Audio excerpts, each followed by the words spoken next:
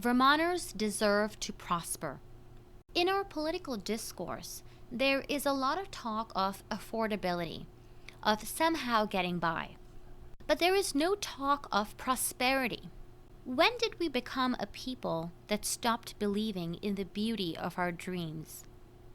The American dream is alive and well in states like Texas and North Carolina, but not in Vermont.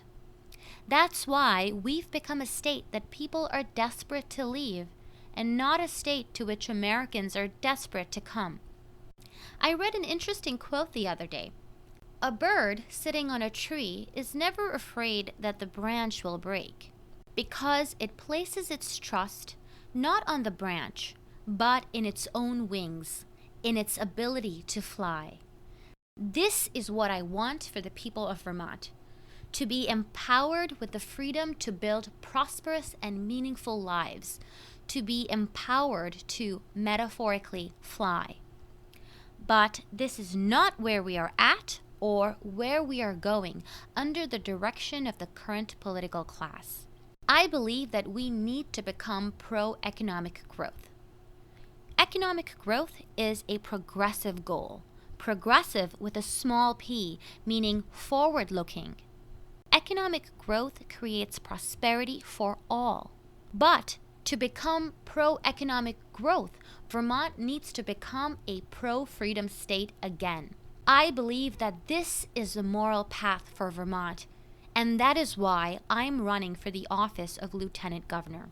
Our campaign champions freedom in 3 areas critical to the empowerment of all: the economy, healthcare, and education. 1. Economic freedom. In 2019, Vermont has the 4th highest overall tax burden, and it is the 2nd worst state to start a business. This is the opposite of economic freedom. We need to enact tax reform because lowering taxes is the number one way to foster a pro-growth and diverse business climate. 2. Healthcare freedom. Healthcare freedom is a right. We need to expand the freedom to choose health insurance plans that are customized to the needs of Vermonters and our families. And we need to expand competition by eliminating monopolies, especially hospital and insurance company monopolies. Number 3, education freedom. To ensure high-quality, innovative, and cost-efficient K-12 education for all students, we need to expand school choice in all Vermont towns. In addition, Vermonters should be able to hold local and state education authorities accountable regarding school budget and spending decisions and student outcomes. Speaking of which, I learned that we have an accountability crisis in Vermont. I am trained in medicine and I have expertise in health policy. I led a health policy think tank during which we conducted a year-long original investigation of OneCare Vermont and the multi-million-dollar ACO all-payer model. Now, the all-payer model is simply a backdoor to single-payer.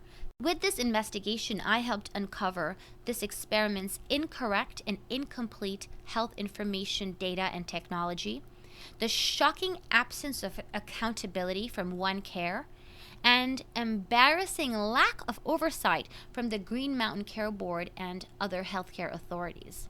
The deeper I dug, the more I saw that this case of gross mismanagement is but one example of an entrenched problem in Montpelier. The entrenched problem of no accountability to the public from politicians and bureaucrats when they botch programs and waste taxpayer monies. You see, those in power do not advocate for the well-being of Vermonters. Instead, they agitate against us in the name of climate change. They wrongly pit our economic development against nature. They use the specter of climate catastrophe to demonize us and to restrict our ability to flourish. The problem of impending catastrophe is dishonest, but their proposed solutions are worse. They are immoral.